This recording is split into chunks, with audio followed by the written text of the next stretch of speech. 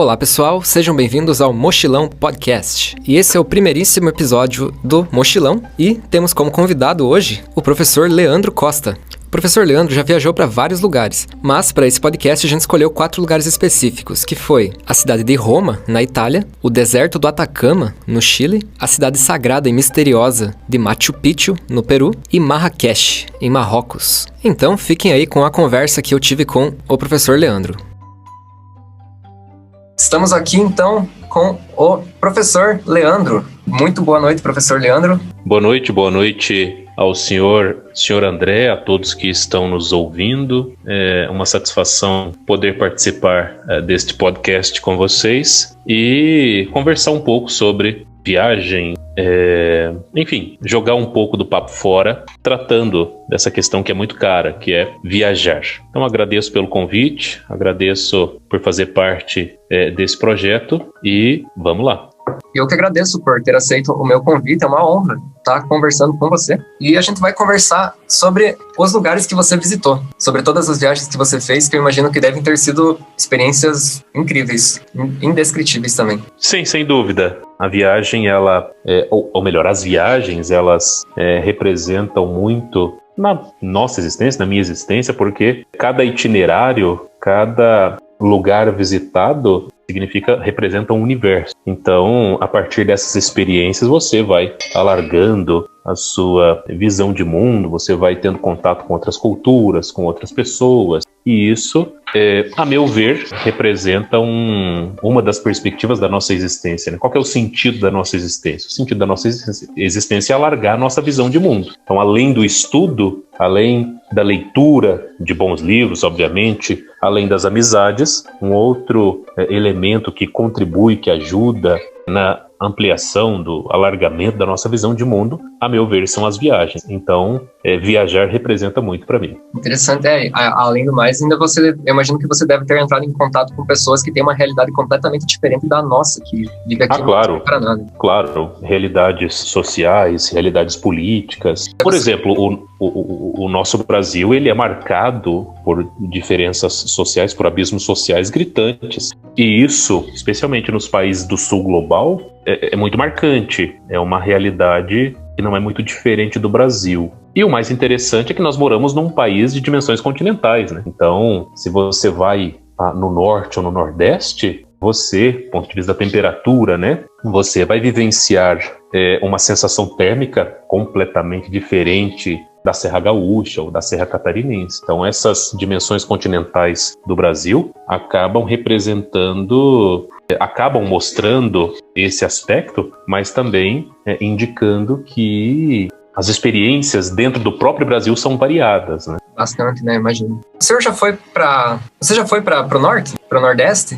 Não fui nem para o norte, nem para o nordeste. Eu passei uma vez no aeroporto de Ilhéus, mas foi uma conexão, mas não visitei nem o norte nem o nordeste. Foi uma conexão de 4 horas e foi isso. Mas também foi uma conexão inesperada. Mudaram o voo, eu estava indo para Brasília, mudaram o voo e de repente, ao invés de fazer escala em São Paulo, fui fazer escala em BH e de BH para Ilhéus, de Ilhéus para Brasília. E aí, enfim, foi algo bastante inusitado. E nessa ocasião, enfrentei uma turbulência. Eu não estava pilotando o avião, obviamente, né?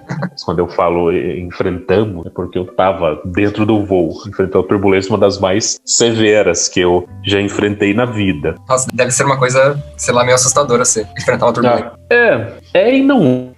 Para quem nunca viajou de avião ou para quem desconhece a dinâmica da aviação, da própria estrutura do avião. E, enfim, não é para quem já tem contato com isso, né? Porque a turbulência nada mais é do que uma oscilação de correntes de ar e que acabam provocando essa instabilidade no voo. Interessante. Eu tenho projetos de visitar o Norte e Nordeste também e nos próximos anos, quem sabe, esse projeto se concretiza.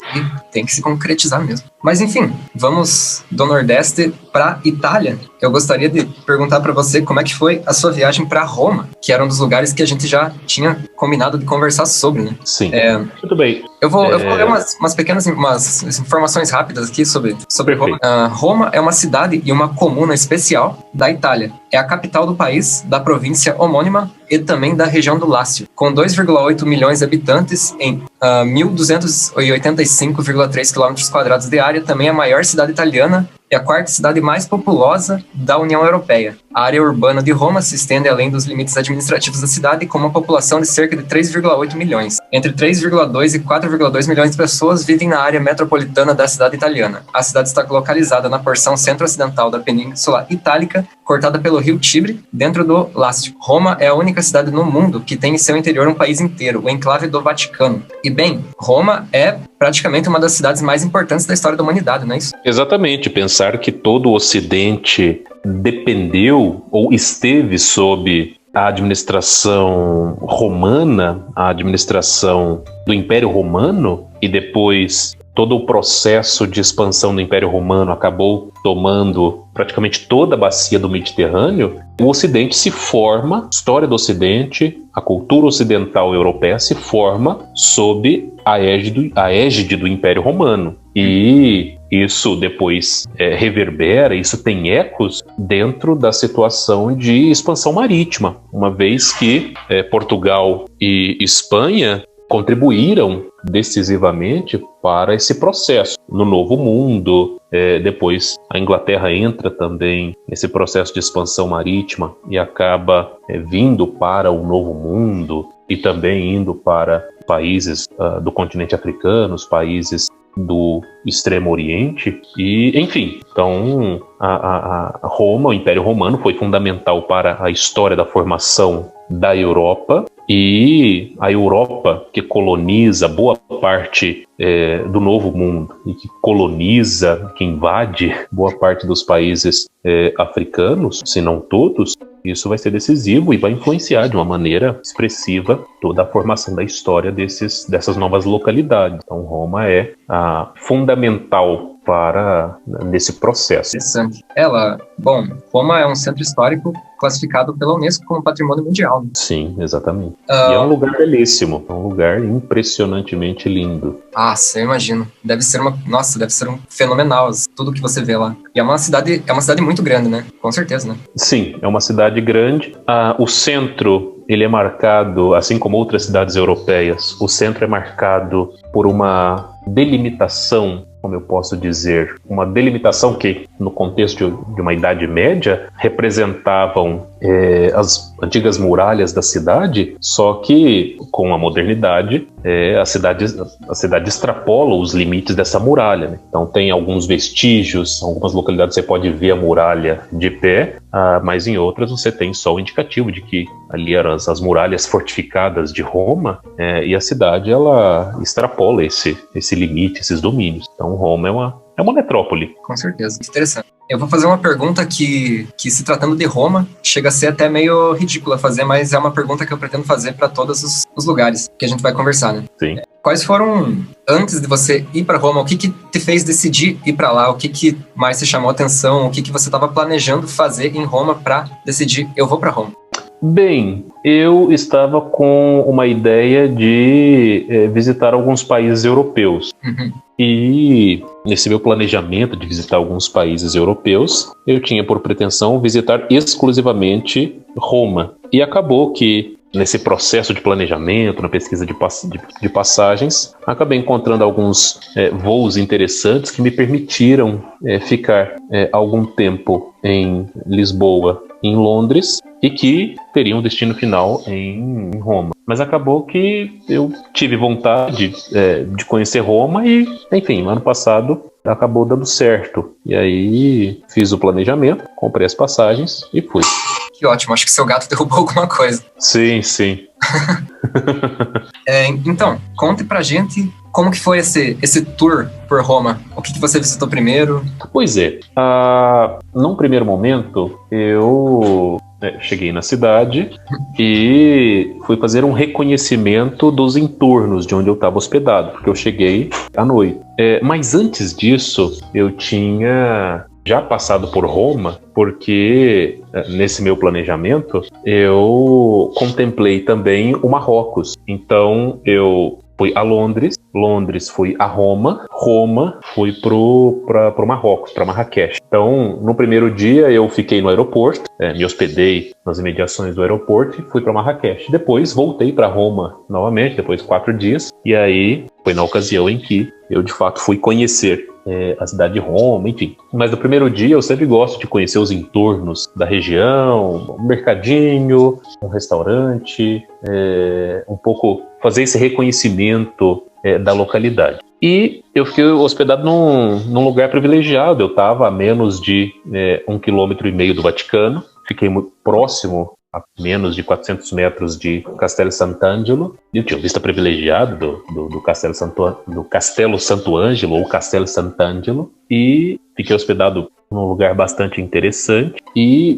as viagens sempre são muito cansativas, né? Então, depois desse pequeno tour nos entornos do hotel, já meio que me ambientando na cidade, eu fui descansar. E aí no primeiro dia, depois desse descanso, durante a manhã, visitei a Praça de São Pedro, visitei o Vaticano, fiz um tour no ônibus de turismo da cidade, mas para eu contemplar todos os pontos turísticos da cidade, porque eu sabia que a minha estadia de pouco mais de 5 dias não daria tempo de conhecer tudo, de fato não deu tempo de conhecer tudo. Nossa, então eu pensei, bem, o primeiro dia eu vou pegar o ônibus de turismo, ver onde fica cada coisa, ter uma dimensão das distâncias de uma coisa em relação à outra, e aí eu ou sigo o planejamento que eu havia estabelecido, ou vou refazer o planejamento a partir desse reconhecimento territorial, da geografia de Roma. Então, primeiro dia eu visitei a Praça de São Pedro,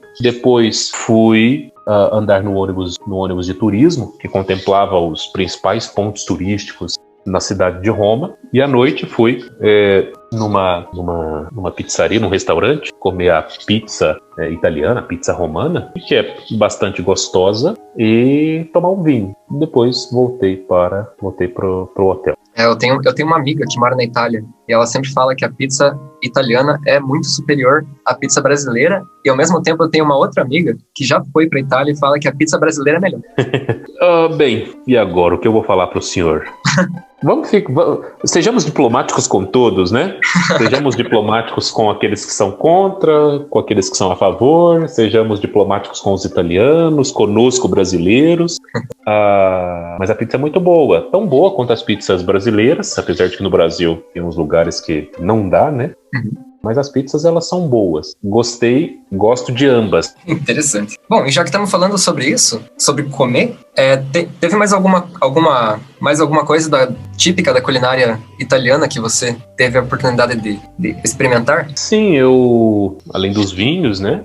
Além do gelato, do sorvete, que é maravilhoso. Também comi a lasanha, não poderia ter deixado de experimentar. Comi a pasta, comi o macarrão dele. O que é a pasta italiana? Eu não sei. Pasta é um macarrão. É o macarrão mesmo. Sim. É verdade. E foi isso. Basicamente, a pizza, o macarrão e a lasanha. Mas eu não saberia dizer para o senhor a história, se é ou não é, porque sempre tem essas disputas, né? Por exemplo, há uma disputa do Chile, do Peru e do Japão a respeito do ceviche. Acho que tem outros países aí também. Há uma disputa do Chile e do Peru a respeito do pisco, que é uma bebida típica do Peru e do Chile, mas que eles disputam para saber de quem que é dono desse filho, quem que é o responsável pela bebida. Eu imagino que deve ter alguma disputa nesse sentido, mas a Itália é reconhecida pela produção de massas, né? A lasanha, a pizza, o macarrão, que são muito bons. Interessante.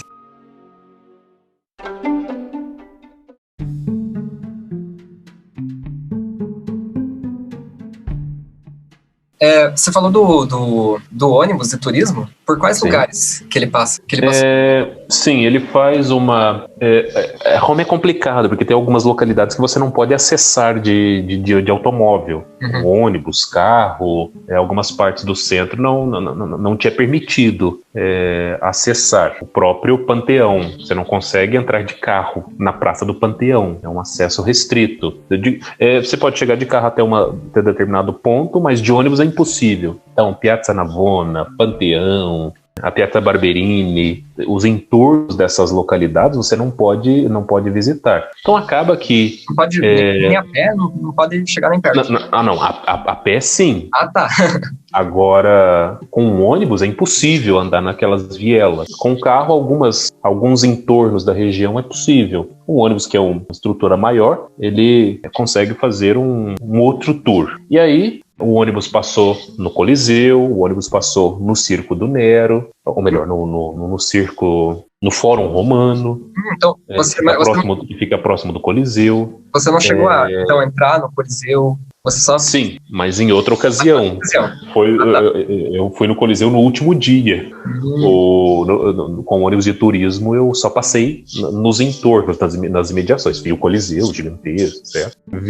Passamos próximo das antigas muralhas de Roma, de algumas localidades em que as personalidades romanas viviam. Tem uma espécie de vila, a Vila Borghese, próximo do Vaticano. Enfim, basicamente o tour, ele contemplou essas localidades. Interessante. Mas aí nos outros dias você foi realmente entrar nesses lugares históricos? Você foi realmente fazer... Sim, eu me dediquei um tempo a mais no Vaticano, porque eu queria conhecer os museus do Vaticano. E, enfim, você precisa de, no mínimo, umas 3 horas para contemplar toda a estrutura dos museus do Vaticano. É gigantesco. Conheci a Capela...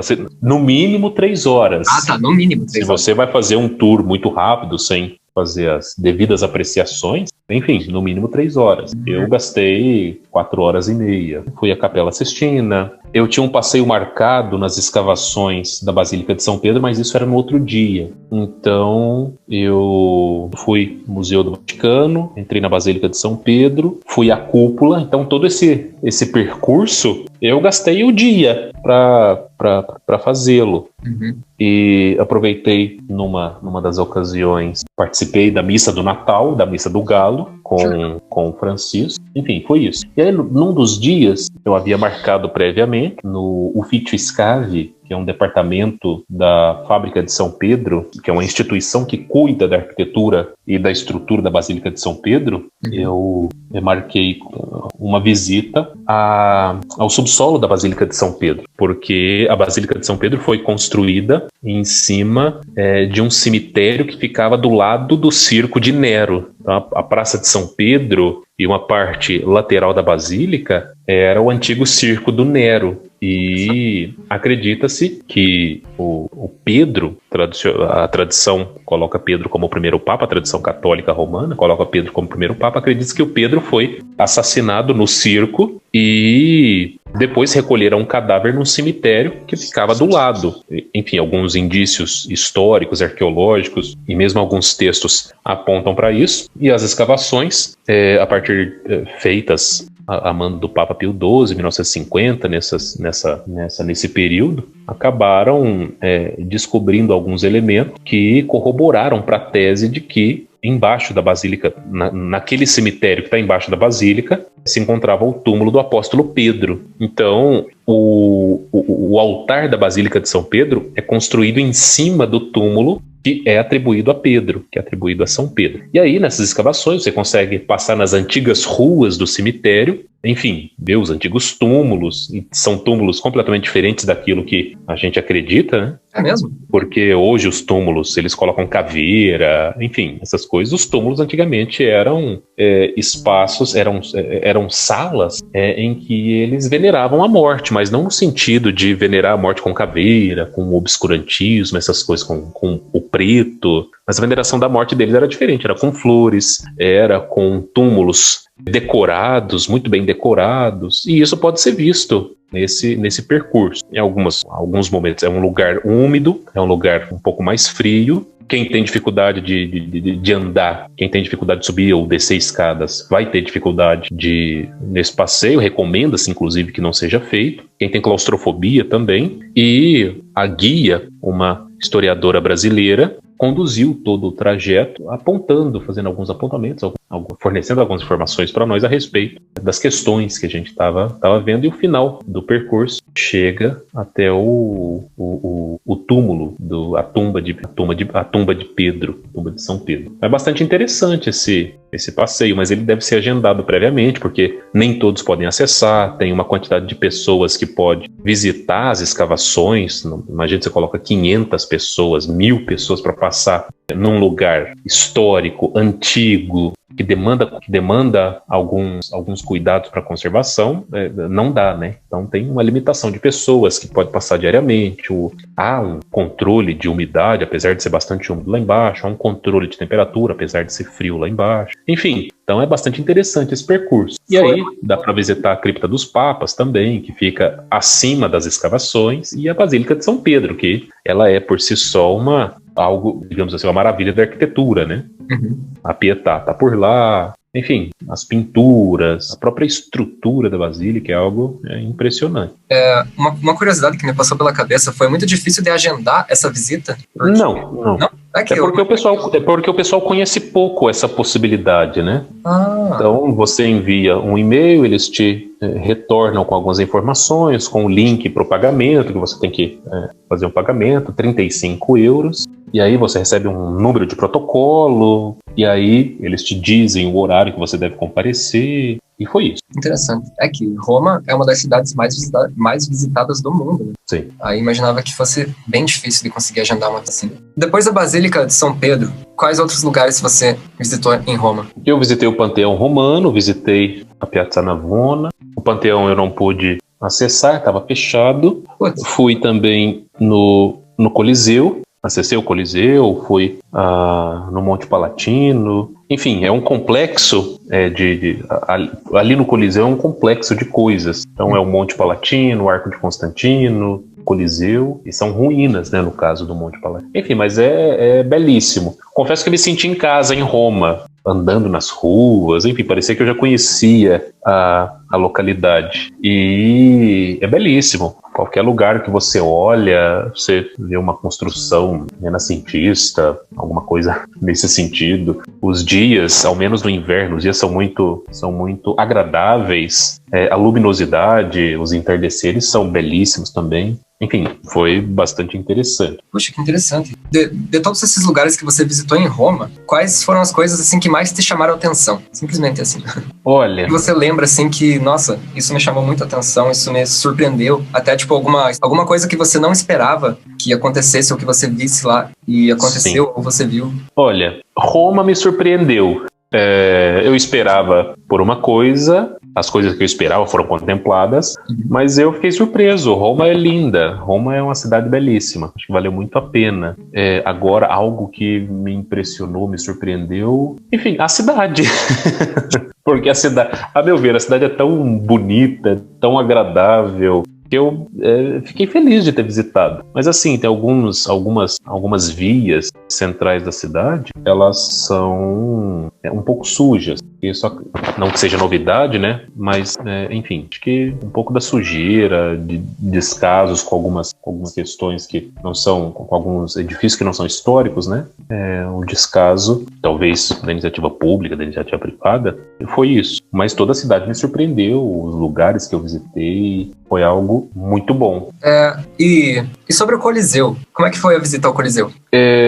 Bem, eu cheguei nas imediações, já estava com o meu ticket, eu comprei com antecedência o ticket, acabei me perdendo do grupo que eu iria fazer o tour, então acabei fazendo o tour sozinho. Mas, enfim, foi bom me perder, não fico com aquela falação na cabeça, posso ficar o tempo que eu quiser olhando alguma coisa, apesar de que o Coliseu também é um lugar impressionante. Entrei, fui até a arena, andei nas imediações daquilo que era a arquibancada, né? Tem uns acessos, e foi isso. Então, basicamente, o que eu vi foi isso. E aí, dentro do complexo, depois disso, me dirigi ao Monte Palatino, porque tinha bastante coisa para conhecer no dia, e como eu deixei para conhecer o Coliseu no último dia, eu queria contemplar o número máximo de coisas. Então, apesar de já ter passado com um ônibus antes, eu falei, nossa, que coisa maravilhosa. Aí no último dia eu fui ao Coliseu, e o Coliseu contempla também o complexo turístico, as ruínas do Palácio dos Imperadores. Passei uma parte também do Foro Romano, na coluna de Trajano. Enfim, é todo um complexo ali nas imediações do Coliseu. Então vai um tempinho para você conhecer as coisas. Tem que passar um pouco rápido. Interessante. É que eu imagino que seja um lugar assim que tenha realmente muita coisa para ser apreciada lá. Então deve ser um passeio difícil de fazer, eu imagino. Sim, sim. Porque, nossa, você tem muita coisa pra ver, tipo, eu imagino, sei lá, imagino eu lá dentro do Coliseu, onde tudo vai me parecer muito diferente. Sim. Você teve contato com as pessoas de lá? Porque eu queria fazer meio que uma pergunta, o que você achou, tipo, o que você achou das pessoas lá, sabe? Se elas são, como é que elas são? Assim, a personalidade delas, qual que foram as impressões que você teve das pessoas lá em Roma? Eu tive pouco contato com as pessoas, ao menos as pessoas que eu tinha contato era com os restaurantes que eu ia, as pessoas que ficavam nos guichês dos lugares que eu ia. Uhum. Mas teve uma ocasião que eu fui tomar um café de manhã, entrei numa padaria, uma espécie de padaria, aí tinha o pessoal conversando, tomando um cafezinho e vendo TV. Fiquei prestando atenção no pessoal vivendo a situação, mas não fiz nenhum tipo de interação. Então, o pessoal conversando sobre futebol também, o pessoal conversando sobre o clima, a mãe com as crianças chorando num canto lá ao fundo, dentro da padaria. E, enfim, foi isso. Então, a minha proximidade maior foi essa. Tirando isso, era para, geralmente, ou em quase todas as ocasiões, os garçons, as garçonetes, os atendentes falavam com você em inglês. Exato. Mas em outras ocasiões, como eu respondia em italiano, eu queria falar o italiano, eles falavam italiano. A Marge Simpson, no desenho dos Simpsons, quando veio pro Brasil, ela passou a viagem inteira tentando falar o português brasileiro. E eu me identifiquei muito com isso, porque imagino que se eu fosse para outro lugar, eu ia querer falar a língua. Ah, claro, claro. Teve alguma coisa que você não gostou em Roma? Alguma coisa que você se decepcionou? Ou alguma coisa que você esperava ver, ou esperava que acontecesse e isso não aconteceu? Eu queria mais tempo para ficar em Roma, só isso. Tirando a parte de que algumas vias estavam bastante sujas, tirando isso, nada. Eu lamento por não ter ficado mais dias em Roma. Imaginei que os 4, 5 dias que eu iria ficar no primeiro planejamento, eu conseguiria contemplar a complexidade que é a cidade. Mas acabou que não. Acabou que faltou tempo e lamentei por isso. Enfim, mas espero que não falte novas oportunidades, apesar de que quero conhecer o mundo. Isso é uma vontade que eu imagino que quase todo mundo tenha, conhecer o mundo. Até foi um dos motivos uma das inspirações de eu ter feito esse podcast, porque eu conversei com muita gente que a maioria das pessoas falavam, quero ter dinheiro suficiente para viajar. Você consegue... Aliás, você falou que foi um lugar muito agradável, você se sentiu em casa, você gostou muito de estar em Roma, simplesmente. Sim. Por quê? Tipo, o que te fez se sentir tão bem lá? Olha só, não tinha parado para me questionar a respeito disso. Mas eu imagino que consegui andar na cidade sem muitas complicações, consegui me deslocar, ir para os lugares que eu queria ir.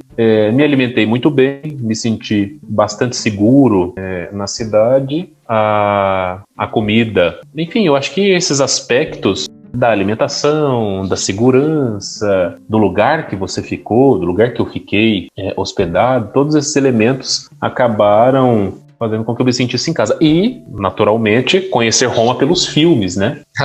Então, ou mesmo o próprio contato histórico com algumas questões sobre o Império Romano, sobre o cristianismo. Acho que isso acaba fazendo com que a gente crie uma certa familiaridade com o local. E aí, quando você vai para o local, você se sente do local, ou você sente uma familiaridade estranha, mas estranha no sentido de que, nossa, parece que eu já morava nesse lugar aqui e estou bastante ambientado, coisa que em outras localidades, talvez a gente não se sinta.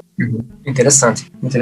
Então, gostaria de falar mais alguma coisa sobre essa viagem para Roma? Não, só digo que se você tem desejo, tem vontade de conhecer Roma, vale a pena. 4, 5 dias são suficientes para um conhecimento rápido da cidade. Você tem muitas possibilidades. Beba o vinho, coma Pizza, aquilo que for lasanha. possível. A pizza, a lasanha, o macarrão. Enfim, então a ideia é essa. Fica o meu convite para você conhecer Roma, porque vale a pena. Se você está pensando em conhecer, vá, porque você não vai se decepcionar. Interessante. Aliás, não só Roma, né? Como a Itália também tem várias outras cidades que... Claro. Nápoles, Pompeia, Milão, Turim. Não faltam possibilidades, né? Nossa, As praias romanas também são muito bonitas. O Mediterrâneo, né? Uhum. Muito bonito. Nossa, é muito lugar para pouco tempo de vida para conhecer. Sim, exato. A gente quer conhecer tudo, mas infelizmente isso não nos é possível. Sim.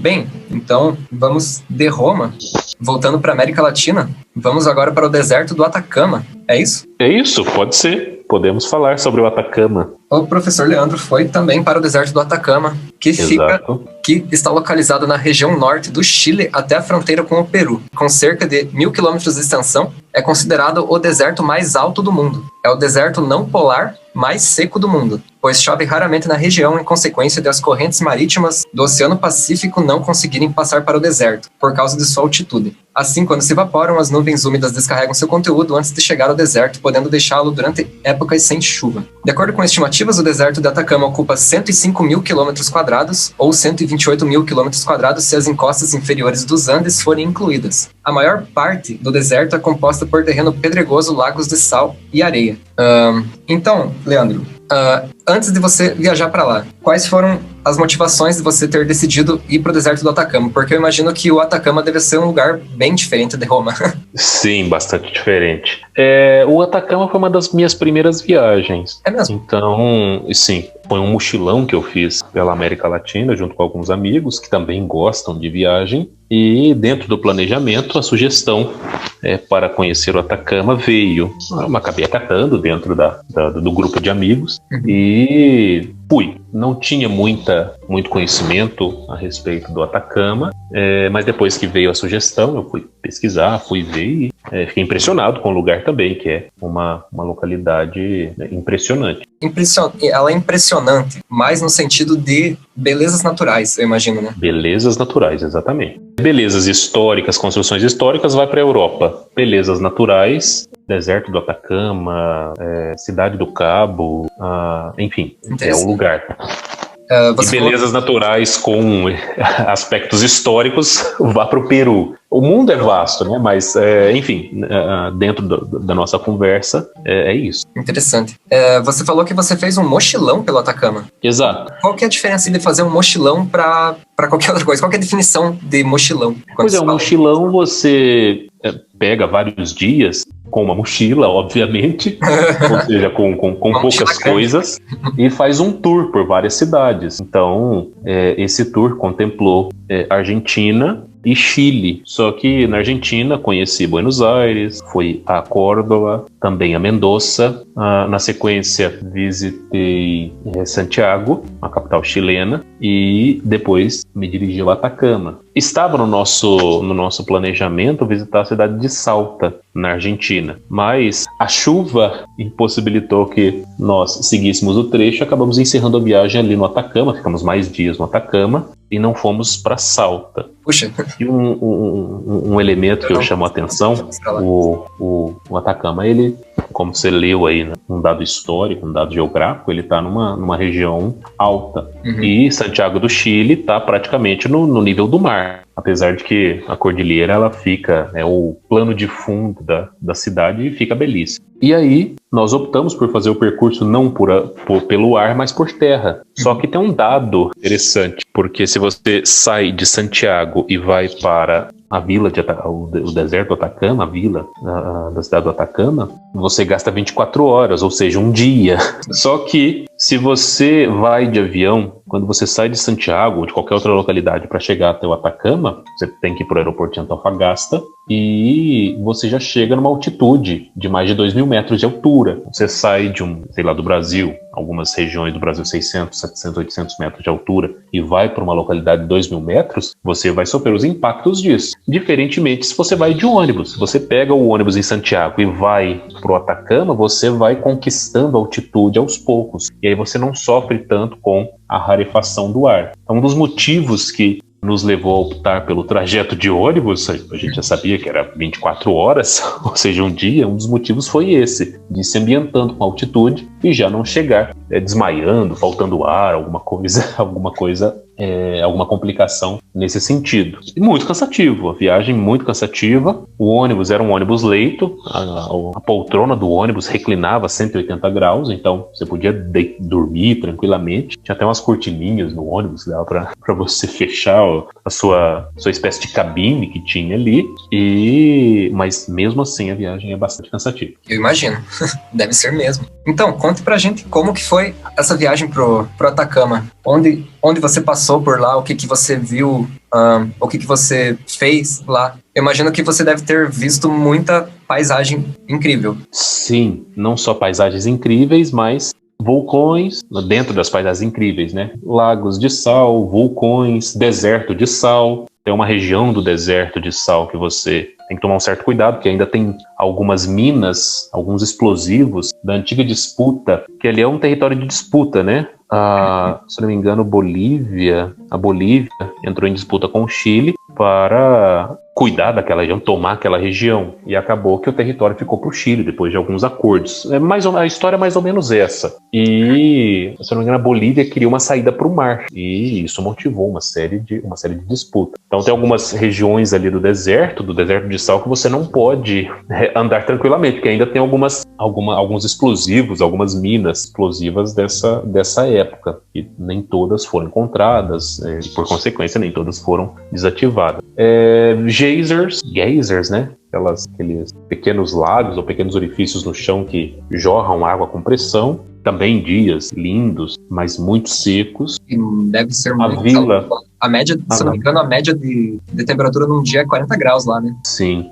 Fui ao Vale da Lua, que é um vale que foi batizado porque a morfologia do lugar, a maneira como o lugar aparece, né? Ele é muito semelhante à Lua, e o desbravador daquela localidade batizou o lugar porque achou bastante semelhante com os vales da Lua. Por isso o Vale da Lua. E é um lugar também muito bonito. Deve ser maravilhoso.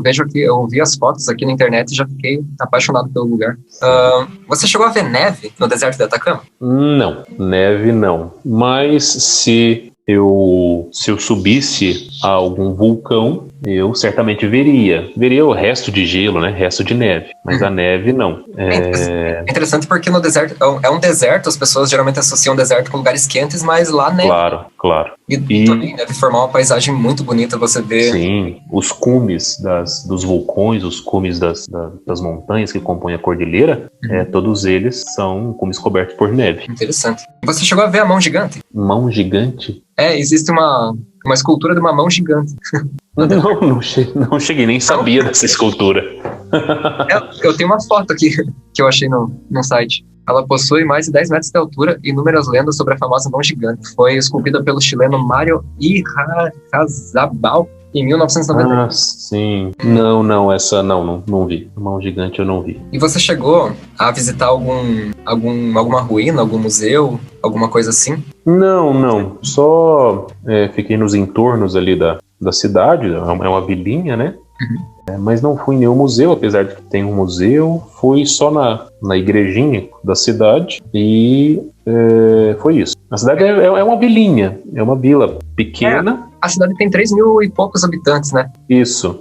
sem asfalto, mas tem uma infraestrutura para receber os turistas, que é uma infraestrutura boa, digamos assim. Interessante. É boa para a localidade que ela se encontra, né? Que eu imagino que deve ser um lugar bem isolado. Sim. Interessante.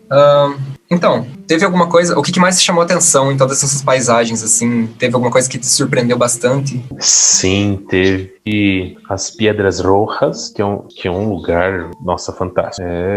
As pedras, elas são compostas de minério de ferro, e no meio delas tem um lago, eu vou falar contaminado, mas não é isso, tem um lago contaminado por arsênio, né, que é um elemento químico, e ao fundo as montanhas. Então essa composição de coisas, e as pedras, elas são vermelhas por causa do minério de ferro, e quando chove o minério de ferro ele oxida, né, vira uma espécie de ferrugem. Então o lugar fica impressionante, é muito lindo. E se eu não me engano, esse lugar fica próximo das lagunas altiplânicas, ou Piedras Rojas, mas é fantástico. Olha, isso me surpreendeu muito. Agora algo e o Vale da Lua também, eu achei, nossa, muito, muito lindo. Agora, uma coisa que eu vi e fiquei impressionado também é que o pessoal, para você ir até os geysers de Tátil, você precisa acordar bem cedo, tipo 4:30 da manhã, e sair de 2.000 metros e a uma altitude de quase 5.000 metros. Nossa! E aí você leva um tempinho para ir, e lá você pode tomar um banho quente numa piscina termal que eles têm. Só que o inusitado é que o banho, apesar de ser quente, não faz com que a temperatura externa aqueça também. Então 4, 5, quase 6 da manhã a temperatura tá batendo 0, -1, -4, e a sensação ela é de -9, -10. Meu Deus. E aí tem algumas pessoas, alguns aventureiros, eu não quis me aventurar, mas tiveram alguns aventureiros que entraram nessas piscinas termais eu acho que para tentar se aquecer, né? Porque estava bastante frio. Então isso eu achei algo bastante inusitado, fiquei meio que impressionado. A temperatura gélida ali nos geysers. E aí o pessoal tirando a roupa para tomar banho quente, eu falei, mas isso daí não dá. É muito para mim. Nossa, como é que aquela galera saiu daquela piscina? Viraram um picolé. Viram um picolé. Eu imagino que você deve ter enfrentado bastante dificuldades para conhecer o deserto do Atacama, porque deve ter muitas dificuldades em questão do clima, questão da altitude, eu imagino que... Pois é, a altitude eu não enfrentei, não tive tanta dificuldade, como eu disse.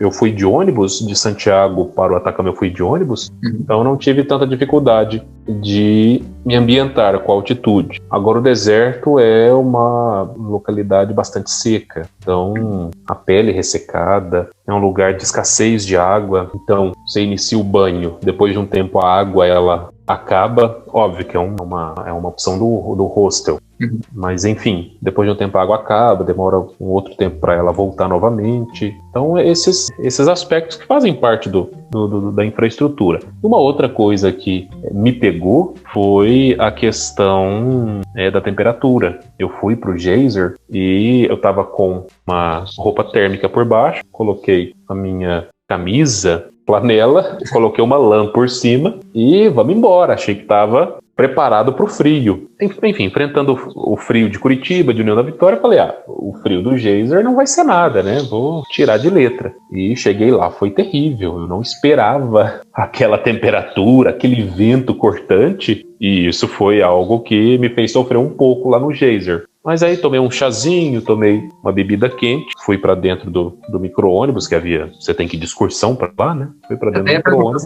O transporte lá do micro-ônibus. Isso. Tem micro-ônibus, tem vans, tem os passeios privados, que é com um veículo. É um carro, né? É um carro menor, mas isso me pegou. E vinho, né? Não é algo ruim, mas você compra vinho no Chile bem barato. E não é vinho de 750 ml, é vinho litrão. É 1,5 litro. Você encontra aqueles vinhos bons, vinhos finos, em litro. 1,5 litro, 2 litros. E você compra à época nós comprávamos por 9.000 pesos. E isso dava, não me recordo.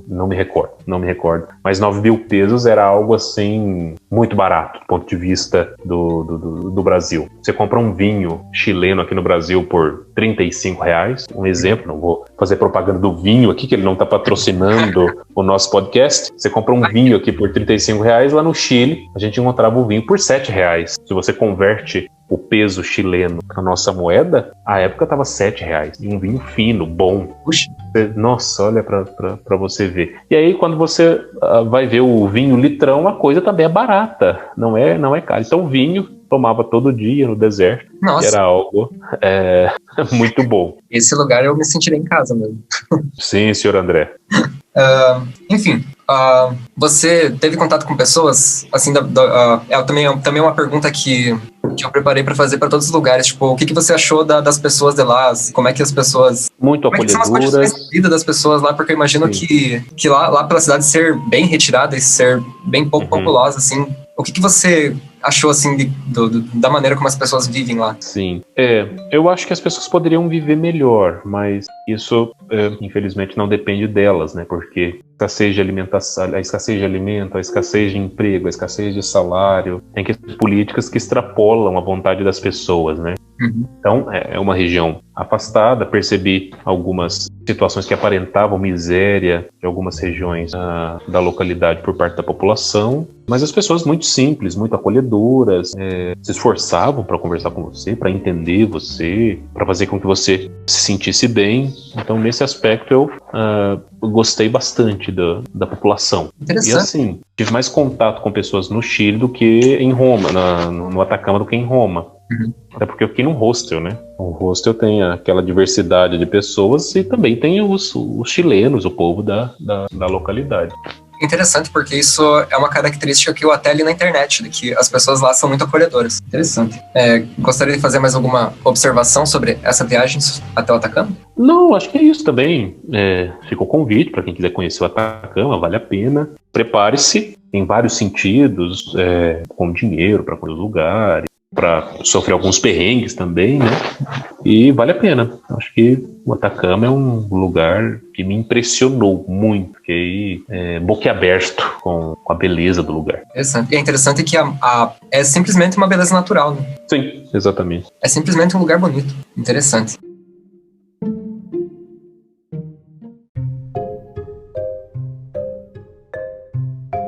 Bom, então, vamos do Chile para o Peru. O professor Leandro também visitou Machu Picchu, que também é um patrimônio mundial reconhecido pela Unesco. Sim. Machu Picchu, também chamada Cidade Perdida dos Incas, é uma cidade pré-colombiana, bem conservada, localizada no topo de uma montanha a 2.400 metros de altitude, no vale do rio Urubamba, atual Peru. Foi construída no século XV sob as ordens de, me corrija se eu estiver errado, Pachacuti.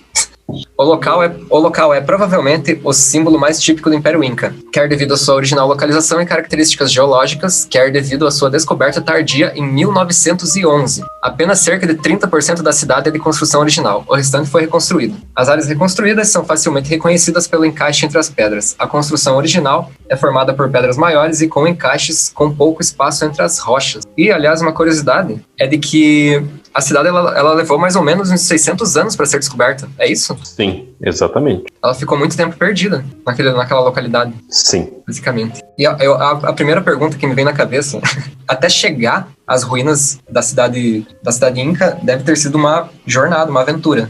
Sim, você pode fazer a opção tanto por ir a pé, quanto por ir por algum transporte, né? Tem o transporte da própria cidade, que você paga uma taxa, eles te levam. Você tem que pagar uma taxa para entrar no complexo histórico, e tem a taxa para você, caso queira ir de ônibus, de micro-ônibus da própria cidade, você também pode fazer isso. Mas se for a pé também é possível. Só que tem um detalhe, Machu Picchu fica no entorno de Águas Calientes, que é um vilarejozinho bem pequeno, que fica a uma certa distância de Cusco, que é uma das cidades mais importantes do Peru. Você pega um trem, se desloca até Águas Calientes, e lá em Águas Calientes você se organiza para conhecer a famosa Machu Picchu. E que, por sinal, é um lugar belíssimo, Machu Picchu. Com certeza. Qualquer um que procura fotos de Machu Picchu na internet deve se encantar apenas com as fotos. Sim, e geralmente quando você consulta, você pesquisa as fotos, você encontra só as ruínas, né? E ao fundo aquela rocha, aquela montanha grande, né? Mas existem outras duas grandes montanhas que é possível subir, elas chegam a quase 4 mil metros de altura, que é possível fazer uma escalada a pé, tem trilha, enfim, e que fica dentro do complexo de Machu Picchu. E eu fui visitar esse. E aí quando você chega lá no topo dessa montanha, você vê Machu Picchu bem pequena. Então, enfim, é lindo, impressionantemente lindo Machu Picchu. E a cidade de Machu Picchu é bem alta. Você sobe, e aí tá lá se depara com um complexo histórico. Para chegar até a cidade de Machu Picchu pelo percurso, não sei se chamam de percurso clássico, porque era se não me engano, uma passagem que foi aberta pelos Incas. Uhum. É uma viagem que demora 4 dias, mais ou menos, né? A pé. Sim, é possível fazer o percurso a pé. Inclusive, quando você tá de trem, você percebe o pessoal fazendo com mochila nas costas, grupos, fazendo esse deslocamento até a cidade de Machu Picchu. Então é possível fazer de Cusco a Machu Picchu. Interessante. Então, antes, como eu perguntei nas 2 outras vezes, antes de você viajar para Machu Picchu, quais que foram as motivações que você teria, do que te levou a decidir a ir para Machu Picchu? O que te motivou, além de ser um lugar de patrimônio mundial, né? E ter uma importância histórica muito grande? Para Machu Picchu eu também fui com um grupo de amigos. E acabou que nas nossas reuniões surgiu a proposta de nós viajarmos para Machu Picchu. E eu achei interessante, um lugar conhecidíssimo, né? E acabei acatando a proposta do grupo. E assim, não me arrependi de maneira nenhuma, que foi uma viagem espetacular, encantadora. Imagino que seja impossível de se arrepender, né? Claro. Deve ter sido realmente encantador. Então, o que mais te chamou a atenção? O que te surpreendeu? Olha, Cusco é linda. Cusco, na língua dos Incas, significou umbigo do mundo, cidade umbigo do mundo. Então, a cidade com traços andinos, também uma cidade alta. Alguns relatos de pessoas, eu não vi isso, mas alguns relatos de pessoas que quando chegam já descem do avião, já descem sem ar. Eu tive um certo desconforto no primeiro dia, uma dor de cabeça horrível. Inclusive os hotéis disponibilizam folhas de coca para você mascar no intuito de amenizar esses sintomas da rarefação do ar, né, das grandes altitudes. E além da cidade ser linda, tem toda uma construção rebuscada, com aqueles traços da colonização espanhola. Os entornos da cidade têm as ruínas dos povos incas. E é impressionante a capacidade de engenharia dos incas, coisa que as pessoas acham que não existia, né? Se são povos inferiores, são inferiores no sentido de que não tem uma engenharia, acham que só os europeus comandam as coisas, né? E aí eles começam a criar essas teorias. Foram extraterrestres, foi isso e aquilo.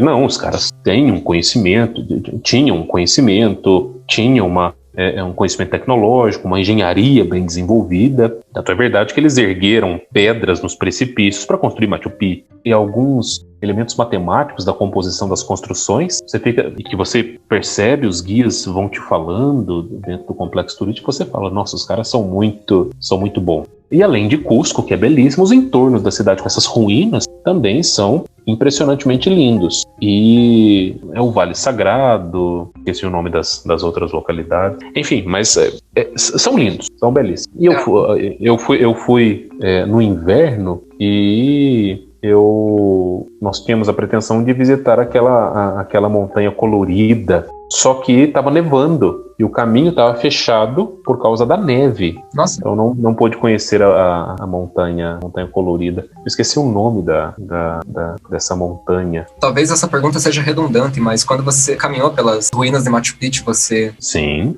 Andou por toda a cidade. Sim.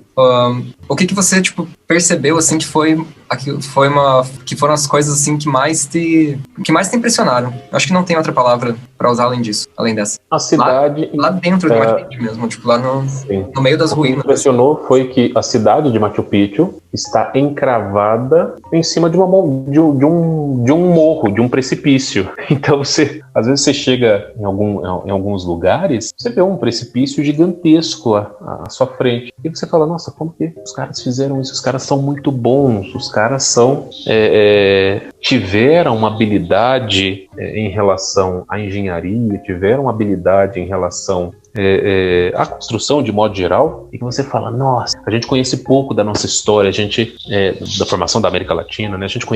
A gente dá muito crédito para aquilo que contam pra gente, né? De que não, são povos primitivos e que não sabiam técnicas avançadas disso e daquilo. Não, você visita o lugar e você percebe que é exatamente o oposto, que os caras são bons na engenharia, que os caras são bons na astronomia, que os caras são bons numa série de coisas. E isso fica evidente, ao menos para mim ficou evidente visitando Machu Picchu.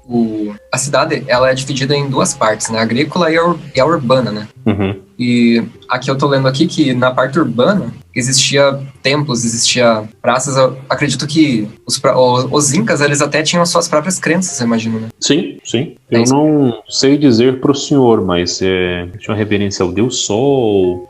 Enfim, tem várias questões da religião inca, dos povos incas, mas que eu não saberia precisar pro senhor essas questões. Nossa, eu imagino que em Machu Picchu seja um mundo completamente diferente que você está conhecendo lá. Sim, sem dúvida nenhuma. As pessoas de lá, quais foram as impressões que você teve da maneira como as pessoas vivem, da maneira como as pessoas se portam, da personalidade das pessoas? Em Cusco, eu percebi a vida de uma cidade comum em alguns aspectos. Tive pouco contato com a população, ao menos dentro da cidade, mas nas visitas tive um contato maior com os povos da região, mas se mostraram também bastante acolhedores e muito orgulhosos com a cultura, com as questões que são próprias deles. Eu achei que o pessoal, nesse aspecto, valoriza muito a sua cultura. Teve algumas características que nas pessoas, assim, na maneira como elas vivem, que são muito diferentes da nossa realidade aqui. Algumas características que se distinguiam bastante. Bem, a característica física é uma delas, né? Uhum. Então, são povos com uma fisionomia mais voltada, com traços indígenas.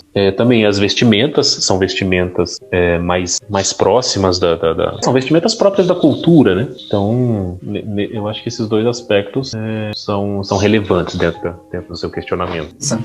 Quer fazer mais algum comentário sobre Machu Picchu? Não, também. Convidar as pessoas a visitar? Claro, também, né? Fica o convite, vale muito a pena. Vocês vão se impressionar muito forem Machu Picchu, visitem Cusco, né? Mas eles pronunciam Cusco. Visitem Cusco, os arredores de Cusco, vá a Machu Picchu, experimente o pisco, que é um destilado. Tem um gosto muito forte, muito fraco? Não tem. É uma aguardente de uva, tá dizendo aqui.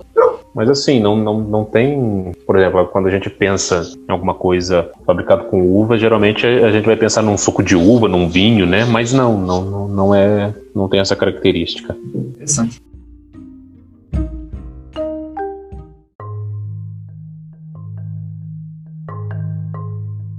Bom, vamos passar para Marrakech? Isso. Então agora vamos conversar um pouco sobre Marrakech. O Leandro foi para Marrakech também.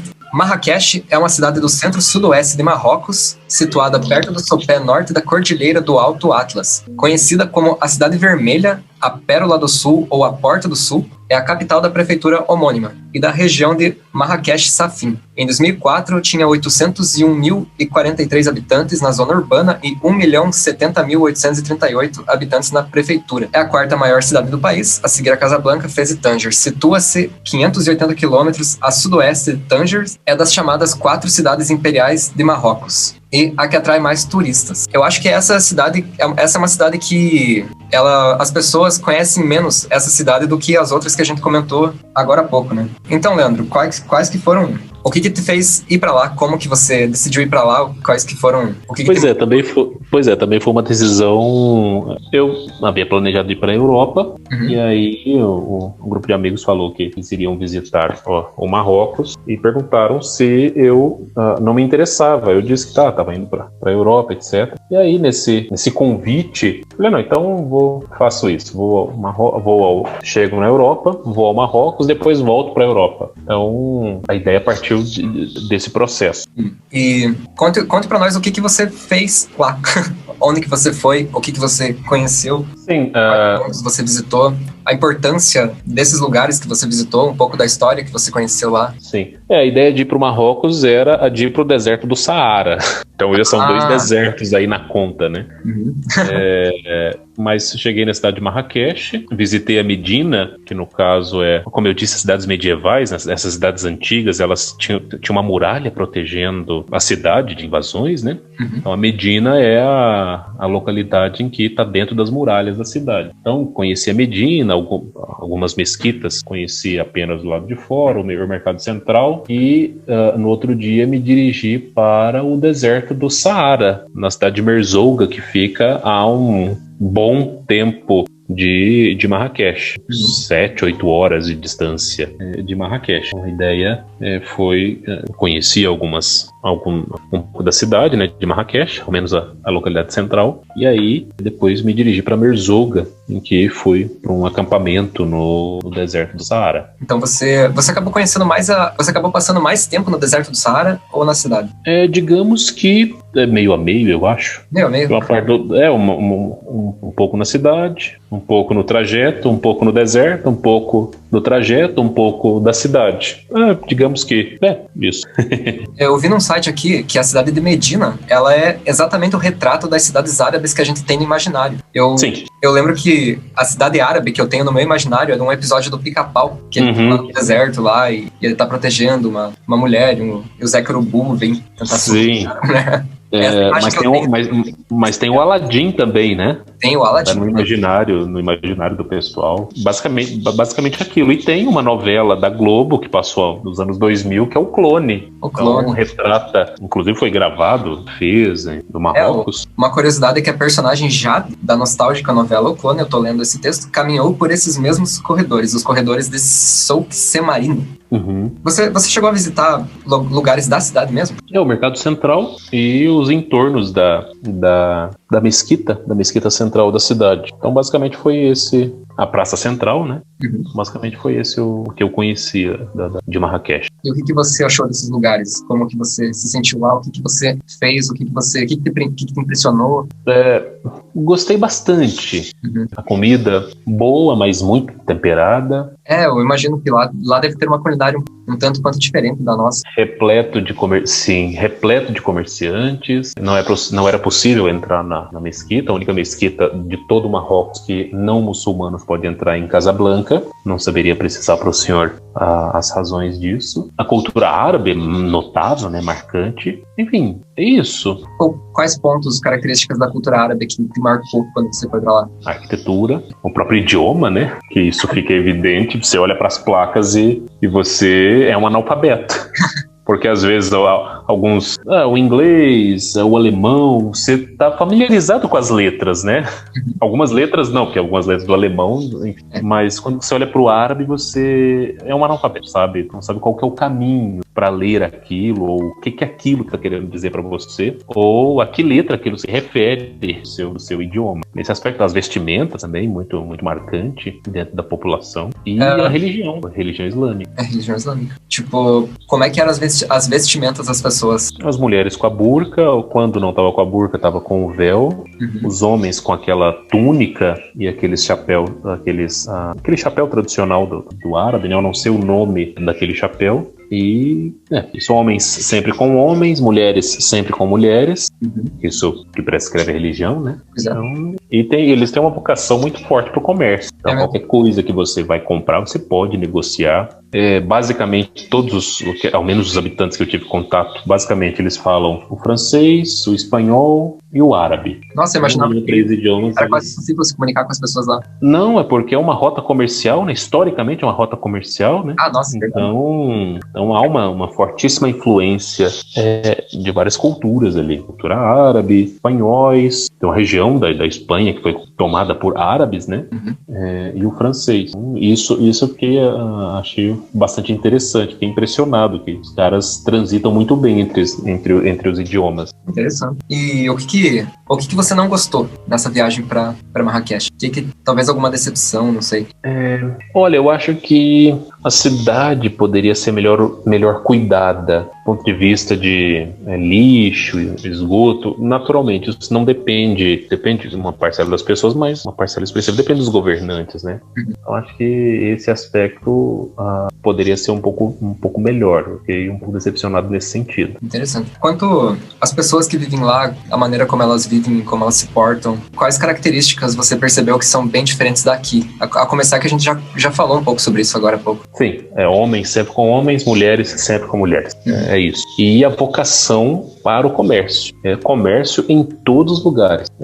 Venda de produtos típicos, venda de comidas típicas, pequenos restaurantes, venda de vestimenta. Então, basicamente, são povos comerciantes. Historicamente, né? Mas, fundamentalmente, o comércio é algo bastante marcante dentro da cultura. Eu acho muito interessante as vestimentas que eles usam lá, porque é uma coisa completamente diferente da nossa realidade aqui. Eu acho isso muito interessante. Como parece que só de a gente ver as pessoas com outra vestimenta, a gente percebe que a vida delas ou a maneira que elas pensam pode ser bem diferente da nossa. Sim. E a gente falou também agora um pouco sobre as comidas. Experimentou alguma comida típica de lá? Sim, o tagine, um prato típico. O que é o tagine? O tagine é um cozido de carne e legumes. E você come com a mão. Nossa! Não tem talher. Você não tem talher. E ele é sempre servido com uma refeição bem úmida, tem um molho. Você pode escolher um molho mais picante ou não, mas eu gosto de coisa apimentada. É um molho mais picante, e aí você pega o pão. Sempre vem o pão para você se servir com a comida. Eu experimentei o tagine, foi isso. E há um aspecto que pode não agradar a alguns, que é a venda de bebidas alcoólicas. Como é uma cultura árabe, uma cultura islâmica, o álcool é proibido no islamismo. Nossa, então você não encontra álcool nem nos restaurantes, nem nas vendinhas que vendem alimento. Nossa, obviamente, os restaurantes da alta gastronomia devem vender para os turistas, mas para o árabe, pro muçulmano é proibido. Nossa, imagino que por questões religiosas a vida das pessoas deve ser muito diferente lá. Pois é. Elas devem ter totalmente outros costumes. E o chá de hortelã, que enfim, qualquer lugar que você chega tem chá, te recebem com chá, e que é um chá muito gostoso. Chá de menta, hortelã, ervas, é algo bem, bem bom. Não sabia que era tão comum o chá ser tomado. Sim. Lá não é um lugar muito quente? Imagino que seja. Mas foi lá que eu vi neve. Caramba! não em Marrakech, mas atravessando a Cordilheira do Atlas, né? Mas Marrakech estava bastante frio. Eu atravessando a Cordilheira do Atlas para ir para o Saara, me deparei com neve. Geograficamente falando, é uma localidade que fica bem perto da linha do Equador, né? Relativamente. Basicamente é uma localidade que está no Estreito de Gibraltar. E o Estreito de Gibraltar é uma travessia que não deve dar 40 quilômetros. Você já vê a Europa logo ali. Então o clima da Europa é um clima mais frio, né? Então basicamente é um clima seco, naturalmente, é quente, mas também é marcado pelo frio. Interessante. E não só a cidade, como você visitou também você chegou a visitar o deserto do Saara também, né? Exato. Fale brevemente sobre a tua visita ao deserto do Saara. Como foi, o que você gostou, o que você achou? A experiência do deserto é interessante, né? Não estava quente, os habitantes, foi no inverno, né? A população local diz que é impossível visitar o deserto no verão, pela temperatura, ao menos turista, né? E é impressionante a imensidão, a tonalidade da areia, o pôr do sol no deserto, tudo muito bonito e algo bem intimidador. calor, enfim. Eu tenho um amigo que visitou um deserto, eu não lembro qual, ele foi de moto. E ele falou que é um lugar que ele parece que ele te joga na cara o teu tamanho, tipo, a tua insignificância no mundo, assim. Exato. Foi isso que ele falou, assim, pra mim. Por ser um lugar muito gigante, você se sente muito pequeno nesses lugares. Sim. Interessante. Gostaria de fazer mais alguma observação sobre Marrakech? Não, é isso. Eu fui confundido quando cheguei no aeroporto com os habitantes locais. Eu tenho alguns traços árabe e tinha um portão para você sair que era de pessoas locais e um portão que eram para pessoas de fora. Eu tava vindo no corredor e o guarda apontando para eu entrar naquele portão que era para os locais. E aí eu eu mostrei o meu passaporte pro guarda, ele, não, então é por ali. Brasil. Mas isso foi algo inusitado. Enfim, e também visitem Marrakech, é linda, é algo totalmente diferente daquilo que a gente está acostumado, nós ocidentais estamos acostumados, né? O povo, a culinária, a comida, né? A arquitetura, enfim, vale muito a pena conhecer o Marrocos. Interessante.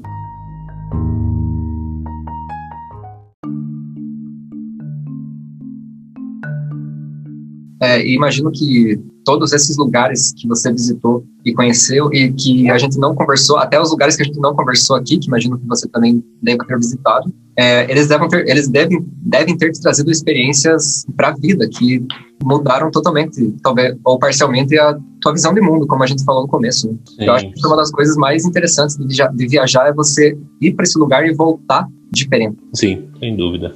Imagino. De todos esses lugares que você foi, rolou alguma identificação, além de ter ido para Roma, né? Rolou, tipo, alguma identificação, alguma coisa assim que você fala, nossa, eu viveria aqui?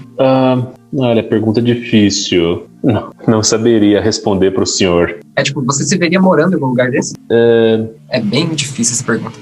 Sim. Olha, se fosse para escolher, eu moraria tranquilamente em Roma, eu moraria em Mendoza, na Argentina, e é isso. Ao menos esses dos lugares que eu visitei, né? E talvez, quem sabe, eu moraria no Marrocos, mas por um tempo, não moraria para sempre. Porque eu imagino que morar num lugar e passar por lá é completamente diferente. Sem dúvida nenhuma. E desses lugares que você foi, você consegue apontar características desses lugares que contrastam entre eles? A religião, a própria geografia, né? A história, sem dúvida nenhuma. Enfim, o povo, tem contrastes muito marcantes. Sim. O ambiente europeu é uma coisa em relação ao ambiente andino. Tem várias questões por trás disso, e um dos traços mais significativos é o da própria colonização, da própria invasão dos europeus nas Américas. Enfim, aspectos aí. Leandro, quais são os teus próximos planos de viagem e por quê? Pois é, primeiro esperar passar essa situação toda de coronavírus, Covid-19. Aí assim que as coisas melhorarem um pouco, aí pensar num planejamento. Mas a princípio, sem nada em mente por enquanto. Esses lugares que você visitou eram lugares que você já tinha uma vontade antiga de viajar? Ou que foi algo meio que... Sim. Já era uma vontade antiga, então. Interessante. E, para finalizar, Leandro, diga para as pessoas por que viajar, por que conhecer outros lugares, por que sair do país para conhecer lugares, por que fazer esse todo? Pois é, não só sair do país, mas dentro do país também, né? Sim, com certeza. Sair da tua localidade, né? Para conhecer lugares. Eu acho que dois aspectos são essenciais dentro desse processo. O primeiro deles é essa perspectiva do alargar a sua visão de mundo, né? Sua compreensão de mundo. E o outro, a própria viagem, né? A viagem te traz esse ensinamento da preparação para a ida, a chegada no lugar, depois toda a dinâmica de chegar no local e depois a volta. Né? Acho que isso é um aspecto que ajuda em muitos processos da vida, né? Eu acredito que você traz uma bagagem intelectual muito grande desses lugares. Claro. Eu acredito que indo para esses lugares você volta diferente. Sim. Simplesmente pelo contato com esses lugares. Então, Leandro, o que você achou Olha, achei muito interessante. Obrigado pelo convite. Acho que a proposta dos podcasts é algo que tem muito a contribuir com as experiências das pessoas que viajaram, enfim. Então, parabéns pelo projeto. Gostei muito da condução, foi algo muito bom.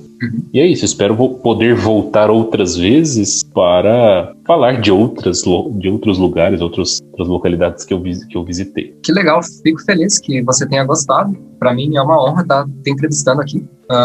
E agradeço a todo mundo que está ouvindo. Se alguém tiver interesse em conversar comigo nesse podcast, ser entrevistado também, alguém que já tenha viajado para vários lugares do Brasil e do mundo, quiser conversar sobre isso aqui no meu podcast, é só entrar em contato comigo pelo número 42998203035. E é isso. Leandro, muito obrigado pela tua participação, uma grande alegria conversar com você. Eu que agradeço, muito obrigado, senhor André, obrigado a todos que estão nos ouvindo e fica o convite, viaje e viaje. Obrigado por estar fazendo a abertura deste seu projeto e estou à disposição. Muito obrigado, professor Leandro. Então, pessoal, essa foi a conversa que eu tive com o professor Leandro. Espero que vocês tenham gostado e espero vocês nos próximos episódios.